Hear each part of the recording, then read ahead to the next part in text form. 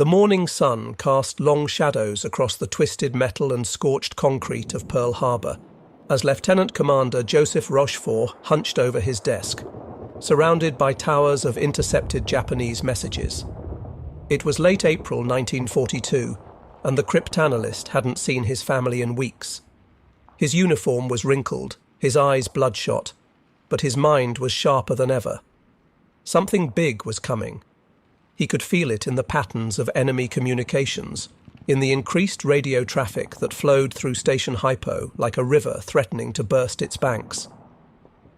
Outside his windowless office in the basement of the 14th Naval District Administration building, the Pacific Fleet was a shadow of its former self. 4 battleships lay on the harbour bottom. Hundreds of aircraft had been destroyed. More than 2,000 Americans had died on that infamous December morning. The Japanese had struck with precision and overwhelming force, leaving America's Pacific defences in ruins. But Rochefort knew something the Japanese didn't. The Americans weren't beaten. They were learning, adapting, and preparing to strike back. "Sir, another intercept from the Japanese Fourth Fleet," said one of his cryptanalysts, placing a freshly decoded message on Rochefort's cluttered desk. The young officer's face showed the strain of endless hours spent wrestling with the enemy's naval code. "They're requesting additional supplies for something called Operation MI." Rochefort's tired eyes suddenly blazed with intensity. For weeks, his team had been tracking fragments of a massive Japanese operation. The enemy was planning something that would dwarf even Pearl Harbor. But where? When? The coded designation AF appeared repeatedly in the intercepts, taunting them with its mystery. If they could crack this puzzle, they might turn the tide of the entire war. Admiral Chester Nimitz stood at the window of his headquarters, gazing out at the salvage crews still working to raise the sunken battleships. The white-haired Texan had taken command of the Pacific Fleet at its darkest hour, inheriting a demoralized force and an enemy that seemed unstoppable. Behind him, his intelligence officer, Commander Edwin Layton, cleared his throat nervously. "Admiral, Rochefort's team believes they've identified a pattern in the Japanese communications," Layton reported. "Something major is being planned for early June. The scale suggests it's their largest operation since the war began." Nimitz turned from the window, his ice-blue eyes focused intently on Layton. The Admiral had learned to trust his intelligence officers, even when their conclusions seemed impossible. Unlike many senior commanders who dismissed code-breaking as unreliable guesswork, Nimitz understood that information was the most powerful weapon in modern warfare. "How certain are they?" Nimitz asked, his voice carrying the weight of command. Every decision he made could mean life or death for thousands of sailors and marines. "Rochefort stakes his career on it, sir," Layton replied without hesitation. "He believes the target is somewhere in the Central Pacific. His team is working around the clock to pinpoint the exact location." The Admiral nodded slowly. If Rochefort was right, this could be the opportunity they desperately needed. The Japanese had been advancing across the Pacific like a tidal wave, capturing island after island, building an empire that stretched from the home islands to the shores of Australia. But every empire had its limits, and perhaps the enemy was finally overreaching. Down in the Cryptanalysis Center, Rochefort's team worked with feverish intensity. The basement room was thick with cigarette smoke and the smell of stale coffee. Banks of IBM tabulating machines clattered endlessly, sorting through thousands of code groups. Men and women in rumpled uniforms pored over worksheets, searching for patterns in the seemingly random characters. "I've got something," announced Lieutenant Commander Wesley Ham Wright, one of Rochefort's top cryptanalysts. "The Japanese keep referencing water desalination equipment for AF. Why would they need special water supplies for a major naval base?" Rochefort felt the pieces clicking into place. A location that would need additional water supplies, somewhere strategically important enough to warrant a massive operation. His mind raced through the possibilities, and suddenly he knew it had to be Midway Atoll, the tiny American outpost that guarded the approaches to Hawaii. One of his subordinates, Lieutenant Commander Jasper Holmes, proposed an ingenious plan. What if we have Midway report water supply problems? If the Japanese mention it in their coded traffic, we'll know AF is Midway. Get me a secure line to Leighton, Rochefort ordered. Tell Midway to send an emergency message in plain language saying their water distillation plant has broken down. Meanwhile, aboard the carrier USS Enterprise, Admiral William Bull Halsey lay in sick bay, his body ravaged by a severe case of dermatitis. The aggressive commander who had led the early carrier raids against Japanese-held islands was now too ill to stand. His task force was about to sail into the most important battle of the war, and he wouldn't be leading it. "Bill, you look like hell," said Admiral Raymond Spruance, visiting his old friend. The two men were opposites in many ways. Halsey was bold and instinctive, while Spruance was calculating and methodical. But they shared a deep respect for each other and an unshakable determination to defeat Japan. "Ray, I'm giving you my command," Halsey said weakly. "Take my boys and hit those bastards hard. They trust you, and so do I." Spruance nodded solemnly. He had never led carriers in combat before, but he understood the principles of naval warfare better than almost anyone. More importantly, he knew how to listen to his subordinates and make decisions based on facts rather than emotion. These qualities would soon be tested in ways no one could imagine. On Midway itself, Marine Colonel Harold Shannon inspected his ragtag collection of aircraft. The tiny atoll's air group was a mixed bag of obsolete Brewster Buffalo fighters, already proven inferior to the Japanese Zero, alongside a handful of newer Wildcat fighters and various bombers. His pilots were mostly green, fresh from training with little combat experience.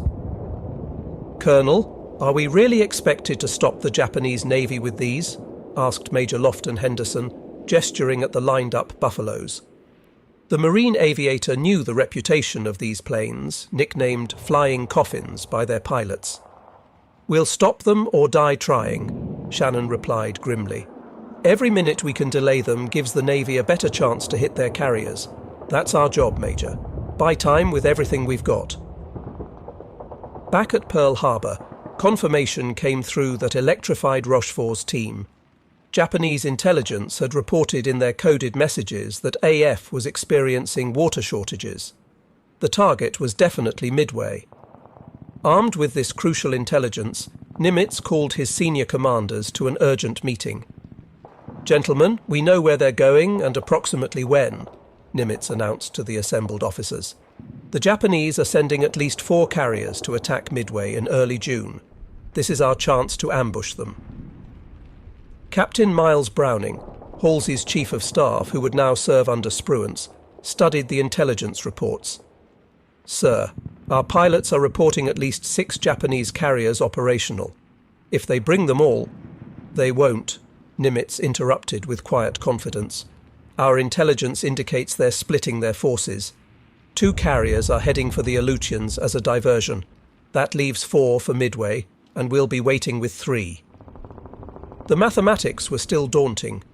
The Japanese carriers, Akagi, Kaga, Soryu and Hiryu, were veterans of Pearl Harbor and the Indian Ocean raids. Their pilots were the best in the world, with years of combat experience. The American carriers, Enterprise, Hornet and Yorktown, had brave crews but far less experience. Moreover, Yorktown had been badly damaged at the Battle of Coral Sea and was limping back to Pearl Harbor. "How long to repair Yorktown?" Nimitz asked, turning to his maintenance officer. 3 months minimum, Admiral." She took bomb hits that went deep into her structure. There's significant damage to her flight deck and fuel systems. "You have 3 days," Nimitz said flatly. "Whatever it takes, I want that ship operational and sailing with the others."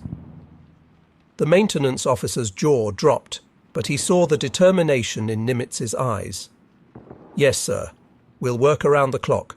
As May drew to a close, Pearl Harbor became a hive of desperate activity. 1,400 workers swarmed over Yorktown, welding, hammering and installing new equipment. The repairs that should have taken months were compressed into 72 hours of superhuman effort. Men worked until they collapsed from exhaustion, knowing that every rivet they drove, every plate they welded, might make the difference between victory and defeat. Lieutenant Commander John Thatch, one of the Navy's premier fighter tacticians, gathered his pilots aboard Yorktown. He had developed new tactics specifically to counter the superior maneuverability of the Japanese Zero, which had dominated every aerial engagement so far. "Listen up," Thatch addressed his young aviators. "The Zero can out-turn us, out-climb us, and it's faster. But it's lightly built. Our Wildcats can take punishment and keep flying. We're going to use a new formation I call the Thatch Weave. Work in pairs, cover each other, and never try to dogfight a Zero one-on-one." Among the pilots was Ensign George Gay, fresh from flight school with barely 300 hours of flight time. The young Texan tried to hide his nervousness as Thatch explained how they would attack the Japanese fleet. The torpedo bombers would go in low and slow, perfect targets for enemy fighters and anti-aircraft fire. Everyone knew it was practically a suicide mission, but no one voiced their fears. In the intelligence offices, analysts worked to piece together the complete Japanese order of battle. They knew Admiral Isoroku Yamamoto, the architect of Pearl Harbor, was personally commanding the operation. The strike force would be led by Admiral Chuichi Nagumo, who had commanded at Pearl Harbor. The intelligence painted a picture of overwhelming Japanese confidence. They were coming to finish what they had started 6 months earlier. "They're bringing everything," reported one of Nimitz's planning officers. "Battleships, cruisers, destroyers, transports with invasion troops. They intend to take Midway and use it as a base for further operations against Hawaii." "Let them come," Nimitz responded calmly. "The bigger the force, the more they have to lose." On May 28th, Task Force 16, centered on Enterprise and Hornet under Spruance's command, slipped out of Pearl Harbor.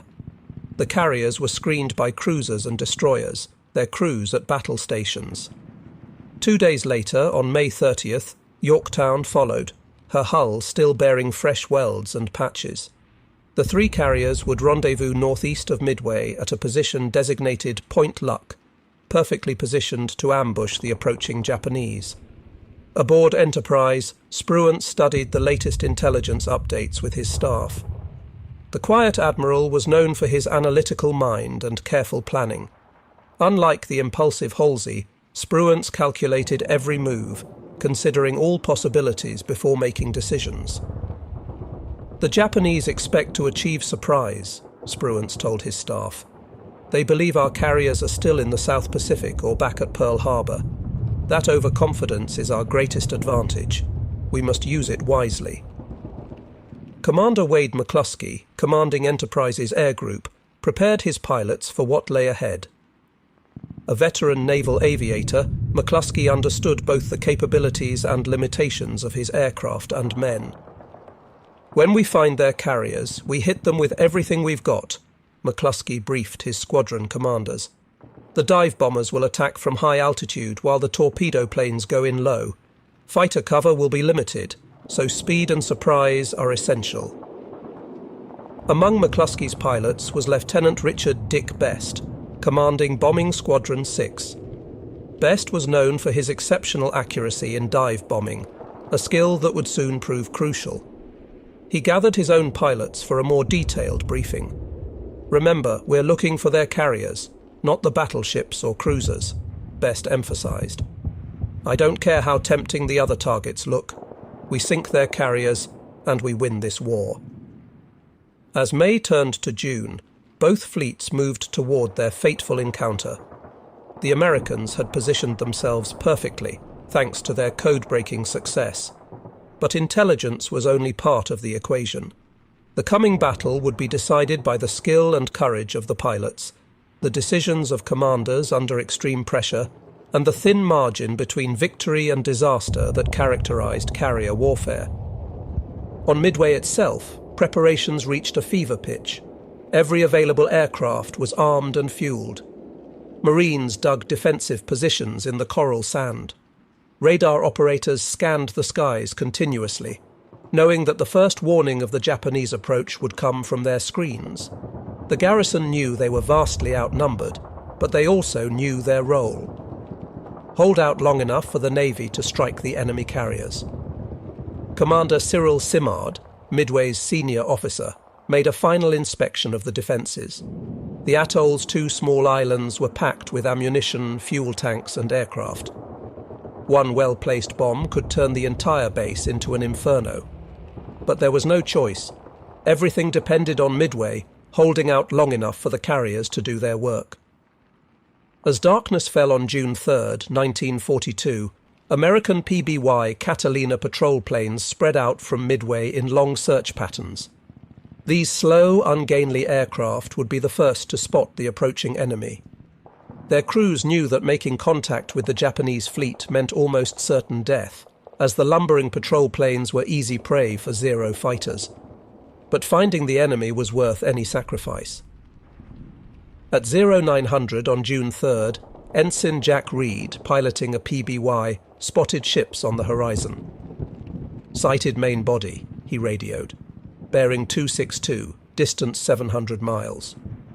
The Japanese invasion force had been found, but the carriers remained hidden. That afternoon, 9 B-17s from Midway attacked the invasion convoy but scored no hits. 4 PBYs equipped with torpedoes attempted a night attack, claiming 1 hit. While these attacks caused no significant damage, they alerted the Japanese that the Americans knew they were coming. At 0300 on June 4th, reveille sounded aboard the American carriers. In ready rooms, pilots received final briefings and wrote last letters home. Mechanics made final checks on aircraft. Ordnance crews loaded bombs and torpedoes. 3 carriers with barely 230 aircraft were about to take on the pride of the Japanese Navy. The odds were steep, but the Americans had advantages. They knew the enemy was coming, they knew where to find them, and they had commanders willing to take calculated risks. Admiral Frank Jack Fletcher, in overall command aboard Yorktown, made the decision that would govern American tactics for the coming battle. Rather than keeping his carriers together for mutual protection, he would operate them separately, reducing the risk of all 3 being caught together. It was a gamble, but the entire operation was a gamble on a massive scale. As dawn approached on June 4, 1942, the stage was set for one of the most decisive battles in naval history. The Japanese came in supreme confidence, expecting to catch the Americans by surprise. Instead, they were sailing into a carefully prepared trap. The US Navy, battered but not broken at Pearl Harbor, was about to demonstrate that American determination and ingenuity could overcome even the most daunting odds. At 0430 hours on June 4th, the pre-dawn darkness over Midway was shattered by the roar of aircraft engines. Lieutenant Commander Joichi Tomonaga led 108 Japanese aircraft from the 4 carriers toward their target. The attack force included 36 torpedo bombers carrying conventional bombs for ground attack, 36 dive bombers, and 36 Zero fighters for escort. As they formed up in the darkness, not one of the Japanese aviators suspected that American carriers lurked nearby, waiting. On Midway, radar operators detected the incoming strike at 0552. Many planes bearing 320 degrees, distance 93 miles, the operator reported, his voice steady despite his racing heart. Air raid sirens wailed across the tiny atoll. Marines ran to their battle stations while pilots sprinted to their aircraft. Every flyable plane on Midway had to get airborne immediately or risk destruction on the ground. Major Lofton Henderson led Marine Scout Bombing Squadron 241 into the dawn sky, including his obsolete Buffalo fighters, knowing they were heading into a massacre. The Buffalo was slower, less maneuverable, and more lightly armed than the Zero. But Henderson's Marines had absolute determination to protect their base at any cost. "Enemy fighters, 12 o'clock high." The radio crackled with warnings as the Marines met the incoming strike force head-on. The Zeros pounced on the American fighters like hawks among pigeons. Within minutes, the sky was filled with burning American planes spiraling toward the ocean. Henderson's aircraft was among those shot down as he led his squadron's dive bombers in their attack. But the Marine sacrifice wasn't in vain. Their attack disrupted the Japanese formation and forced the bombers to take evasive action. More importantly, it bought precious time for Midway's bomber force to clear the island and head for the Japanese fleet, whose position had been reported by searching PBY patrol planes. At 0630, Tomonaga's force reached Midway and began their attack runs. Bombs rained down on the airfield, fuel tanks and defensive positions. The island's anti-aircraft guns blazed away, filling the sky with black puffs of smoke. A direct hit on the power station knocked out Midway's radar. Another bomb set the fuel tanks ablaze, sending thick columns of smoke into the morning sky. But as Tomonaga circled to assess the damage, he realized the attack had failed in its primary objective. The runways were cratered but repairable. Many defensive positions remained intact. Most critically, they had destroyed few aircraft on the ground because the Americans had gotten them airborne in time. Tomonaga radioed back to Admiral Nagumo. There is need for a second attack wave. This message would trigger a chain of decisions that would determine the battle's outcome. Aboard the Japanese carrier Akagi, Admiral Nagumo faced a dilemma. He had held back 93 aircraft armed with anti-ship weapons, torpedoes and armor-piercing bombs, in case American ships appeared. Should he rearm them with ground attack weapons for a second strike on Midway, or keep them ready for naval targets? At 0715, Nagumo made his fateful decision. Rearm the aircraft with bombs for land attack. Crews immediately began the laborious process of removing torpedoes and replacing them with conventional bombs. It was dangerous work on crowded hangar decks, with armed ordnance being moved around volatile aviation fuel and ammunition. Unknown to Nagumo, 200 miles to the northeast, American carriers were already launching their strikes. Admiral Spruance, commanding Enterprise and Hornet, had made the crucial decision to launch everything he had at maximum range. It was a calculated risk. His planes would barely have enough fuel to return, but it would catch the Japanese at their most vulnerable moment. "Pilots, man your planes!"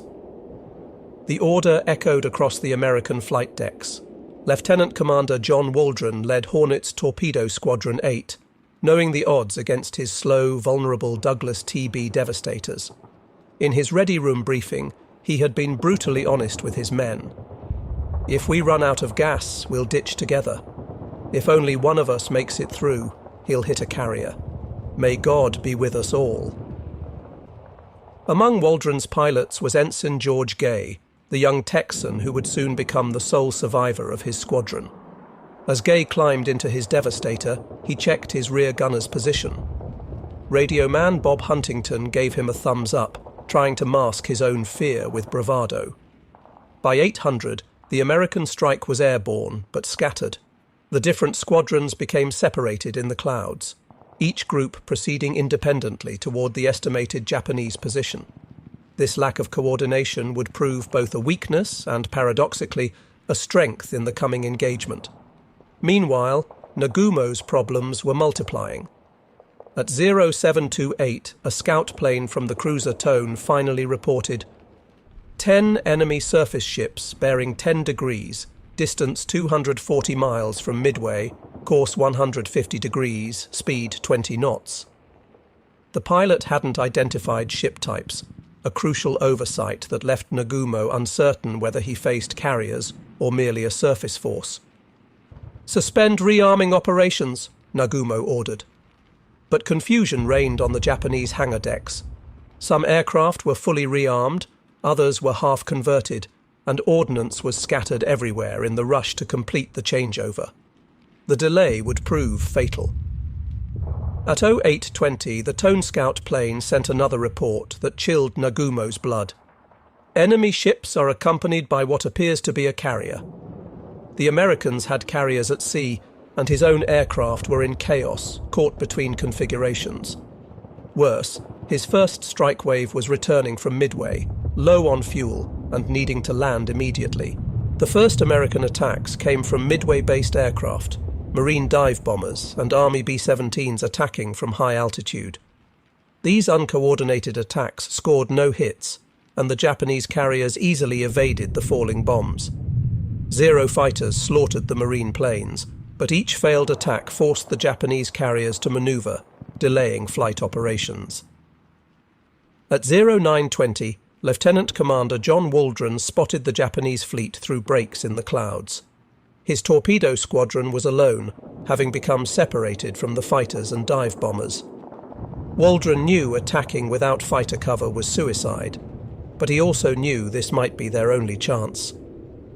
"Attack immediately," Waldron ordered, leading his 15 devastators down toward the Japanese carriers. The Zeros were waiting. As the slow torpedo bombers lumbered toward their targets at wave-top height, the Japanese fighters attacked ferociously. One by one, the devastators burst into flames and crashed into the sea. Ensign Gay watched in horror as his squadron mates died around him. Waldron's plane was hit and cartwheeled into the ocean. Others exploded in mid-air or broke apart under the concentrated fire. Gay pressed on, his gunner Huntington firing desperately at the swarming Zeros until he was killed by a burst of cannon fire. Gay released his torpedo at the carrier Soryu, then flew directly over the ship so low he could see the faces of Japanese sailors. Moments later, his plane was riddled with bullets and crashed into the sea. Wounded but alive, Gay inflated his life jacket and hid under a floating seat cushion, becoming an unwilling spectator to the battle's climax. Torpedo Squadron 8 had been annihilated. All 15 devastators were shot down. Of 30 men, only George Gay survived. Their torpedoes, plagued by technical problems, either missed or failed to explode. But their sacrifice had not been in vain. The attack had pulled the Japanese fighter cover down to sea level, leaving the high altitudes undefended. More American torpedo squadrons arrived and met similar fates. Enterprise's Torpedo Squadron 6 lost 10 of 14 aircraft. Yorktown's Torpedo Squadron 3 lost 10 of 12. The obsolete devastators and their defective torpedoes seemed to validate Japanese confidence in their superiority.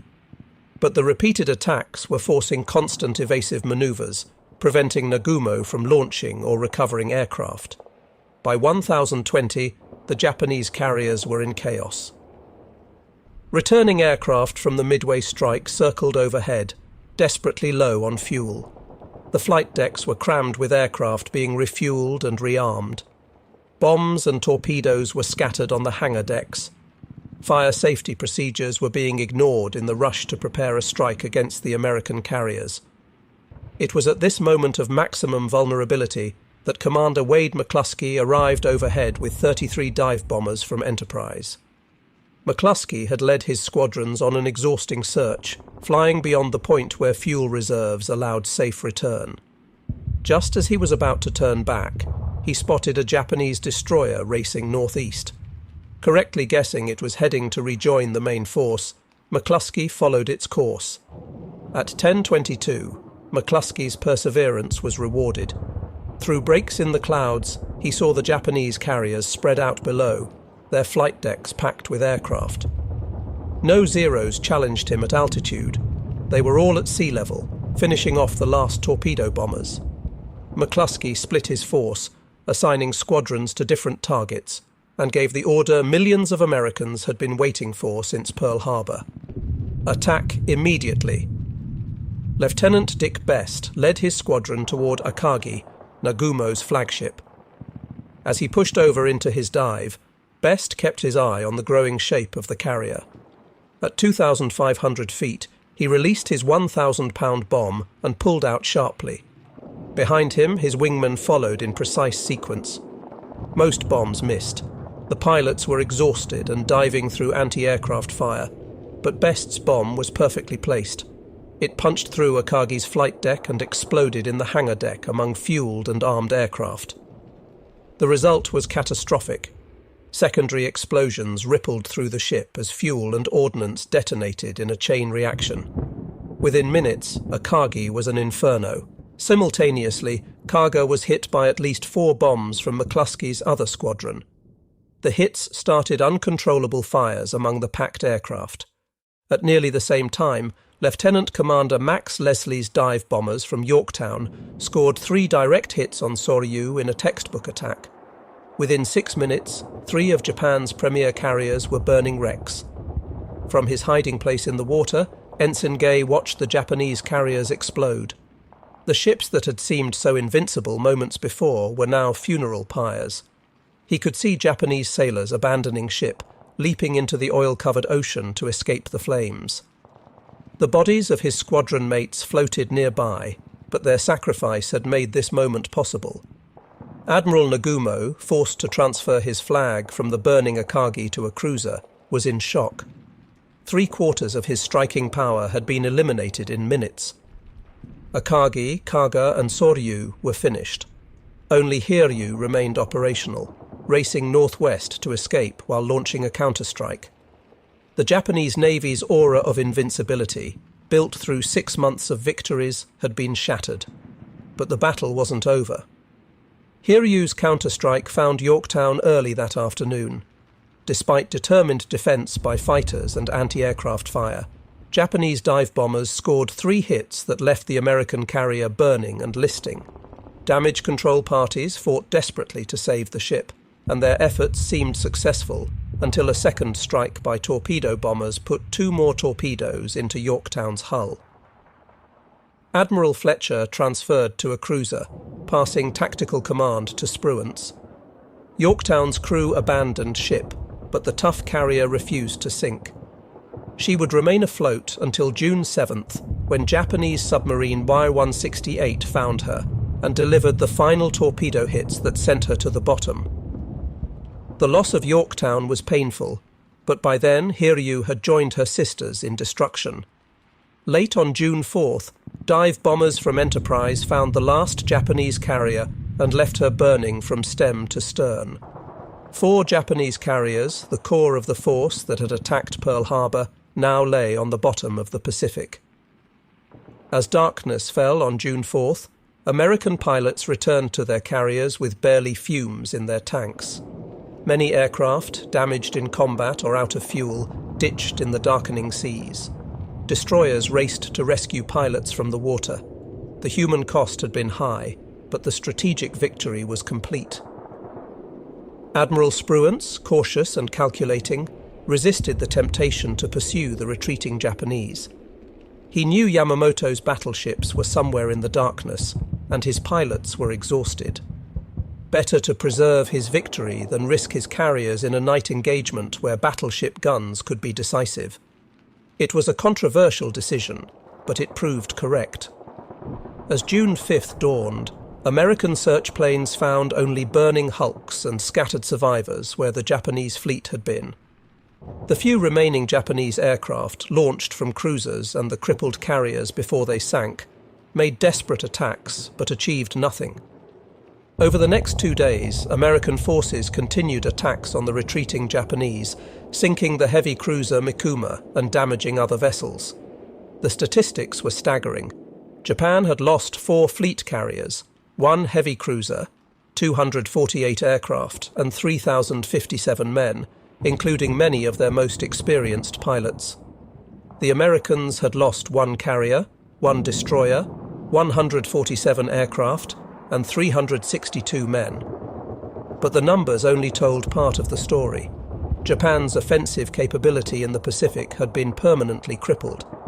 The initiative had passed to the Americans. In the aftermath, both sides sought to understand what had happened. For the Americans, the victory validated their faith in intelligence and calculated risk-taking. Nimitz's decision to trust his codebreakers, Spruance's careful tactical decisions, and the incredible courage of the pilots had combined to achieve what seemed impossible. For the Japanese, Midway was a stunning reversal that exposed fundamental flaws in their planning and doctrine. The assumption of superiority, the complex operational plan that dispersed their forces, the failure to adequately scout for American carriers, and the crucial minutes of vulnerability during the rearming process had all contributed to disaster. But perhaps the most important factor was the sacrifice of the American torpedo bomber crews. Their seemingly futile attacks had created the conditions for victory by disrupting Japanese operations and pulling down the fighter cover. Men like John Waldron and his squadron had known they were flying to almost certain death, but they pressed home their attacks anyway. As news of the victory spread, America erupted in celebration.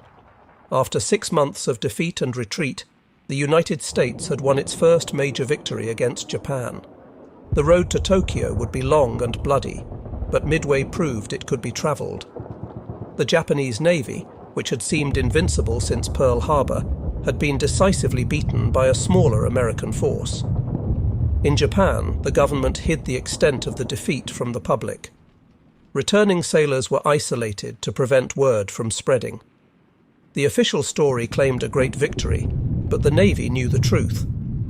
The offensive phase of Japan's war was over. From now on, they would be on the defensive, trying to hold what they had conquered against an increasingly powerful American counteroffensive. The Battle of Midway became a turning point not just in the Pacific War, but in world history. It demonstrated that intelligence, properly used, could overcome numerical disadvantage. It showed that courage and sacrifice, even in apparent failure, could create opportunities for victory. Most importantly, it proved that the United States had the will and capability to defeat even the most formidable enemy.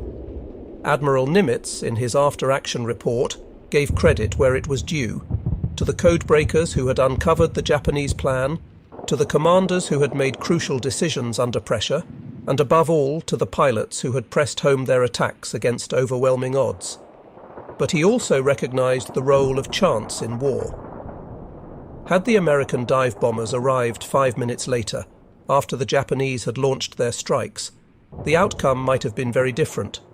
The Japanese Navy would never recover from Midway.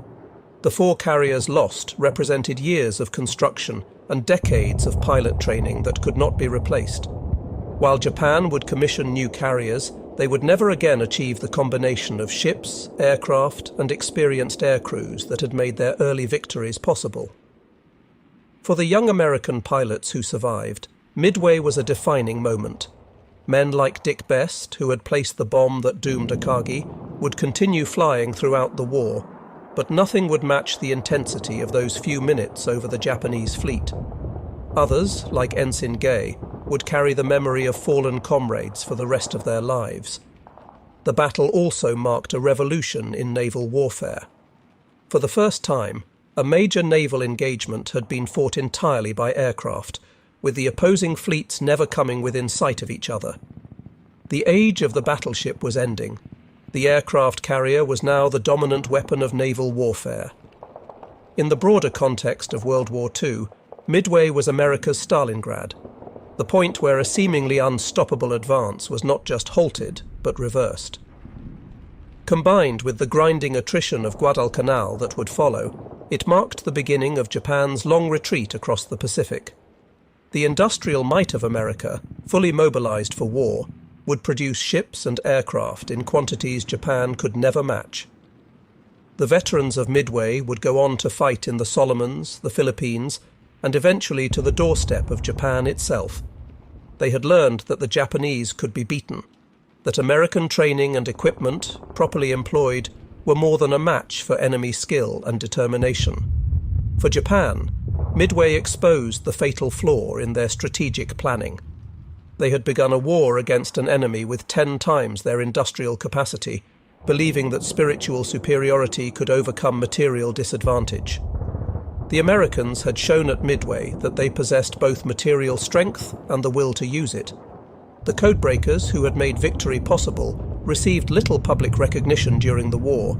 Their work remained classified for decades. But officers like Rochefort and his team had arguably won the most important intelligence victory in American history. By solving the puzzle of AF and predicting Japanese movements, they had given Nimitz the information needed to position his forces perfectly. Lieutenant Commander Rochefort, despite his crucial role, would be reassigned shortly after Midway due to bureaucratic conflicts with Washington.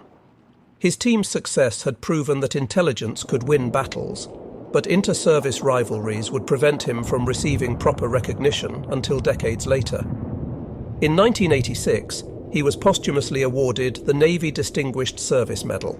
As the years passed, Midway took on almost mythical status in American military history. It became the textbook example of how intelligence, courage, and tactical excellence could combine to achieve victory against superior forces. Military academies around the world studied the battle, seeking to understand how the Americans had achieved such a complete reversal of fortune. The human dimension of Midway should never be forgotten. Behind the strategic movements and tactical decisions were individual acts of heroism that determined the outcome. The Marine pilots who flew obsolete fighters against Zeros, the torpedo bomber crews who pressed their attacks without fighter cover, the dive bomber pilots who searched past the point of safe return, the damage control parties who saved ships, all contributed to victory. The Battle of Midway proved that democracies could fight and win against totalitarian enemies. The American carriers were crewed by citizen sailors, many of whom had been civilians just months before. They faced an enemy with years of combat experience and a tradition of victory. Yet when the moment came, these Americans performed with skill and courage that matched anything in their nation's history. The lesson of Midway resonates beyond its historical moment. It reminds us that apparent weakness can be turned to strength through intelligence and determination. That sacrifice, even in failure, can create opportunities for others. That technological superiority means nothing without the will to use it effectively, and that free nations, when threatened, can summon the courage to defend themselves against any odds. As the sun set on June 4, 1942, the tide of the Pacific War had turned decisively.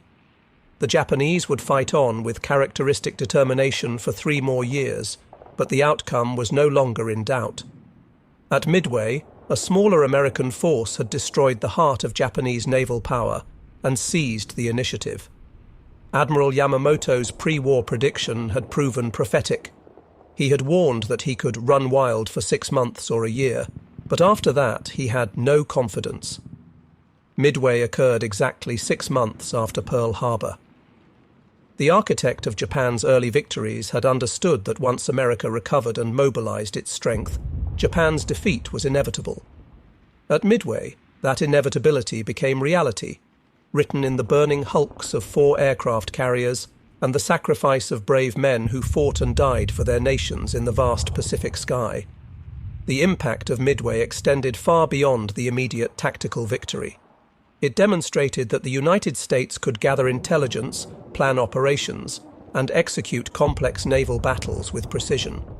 The coordination between codebreakers, planners, and combat forces had created a new model for modern warfare. Future operations would build on these lessons, combining intelligence gathering with tactical execution. For the individual sailors and airmen who fought at Midway, the battle represented a personal triumph over fear and adversity. Young men who had never seen combat performed acts of extraordinary courage. Mechanics worked through exhaustion to keep planes flying. Damage control teams saved ships that should have sunk. Radio operators maintained communications under fire. Each person's contribution, no matter how small, had helped achieve victory. The Japanese pilots and sailors who fought at Midway also displayed remarkable courage and skill. Despite the disaster that befell their carriers, they fought with determination until the end. Many chose death over surrender, going down with their ships or flying their damaged aircraft into the sea rather than be captured. Their sacrifice, though in a losing cause, reflected the warrior tradition that had made them such formidable opponents. In the aftermath of Midway, both navies would apply the lessons learned. The Americans would refine their carrier tactics, improve their aircraft, and develop better torpedoes.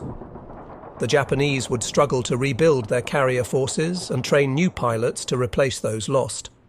But the fundamental shift in momentum could not be reversed. America's industrial production would soon flood the Pacific with new ships and planes, while Japan's resources dwindled. The Battle of Midway stands as one of history's most decisive naval engagements. In the span of a few minutes on June 4, 1942, the course of the Pacific War changed forever. American dive bombers, arriving at the perfect moment, struck Japanese carriers at their most vulnerable. The resulting destruction ended Japan's offensive capabilities and began the long American advance across the Pacific. Today, Midway Atoll is a wildlife refuge, its runways abandoned and its facilities crumbling. But the waters around it remain hallowed ground, where brave men from both nations fought and died in a battle that shaped the modern world. Their sacrifice reminds us that freedom requires vigilance, that intelligence and preparation can overcome seemingly insurmountable odds, and that ordinary people can achieve extraordinary things when their nation's survival is at stake. The legacy of Midway lives on in the United States Navy's emphasis on intelligence, carrier aviation, and flexible tactics. It proved that naval warfare had entered a new age, where information was as important as firepower, where aircraft could sink the mightiest ships, and where victory went to those who could adapt fastest to changing circumstances. These lessons continue to guide naval strategy in the 21st century. As we remember Midway, we honour not just the victory, but the men who achieved it. From Admiral Nimitz making strategic decisions at Pearl Harbor, to Ensign Gay floating in the ocean watching his squadron's sacrifice bear fruit, each participant played a vital role. Their combined efforts turned potential defeat into decisive victory, changing the course of history and demonstrating that free peoples, united in purpose, can overcome any challenge. The Battle of Midway was more than a military victory. It was a triumph of intelligence over ignorance, preparation over complacency, and courage over fear. It showed that America had the will and ability to fight a global war and win. Most importantly, it proved that the values of democracy and freedom, defended by brave men and women, could prevail against tyranny and aggression. That lesson, learned in the waters around a tiny Pacific atoll, remains as relevant today as it was on that fateful June morning in 1942.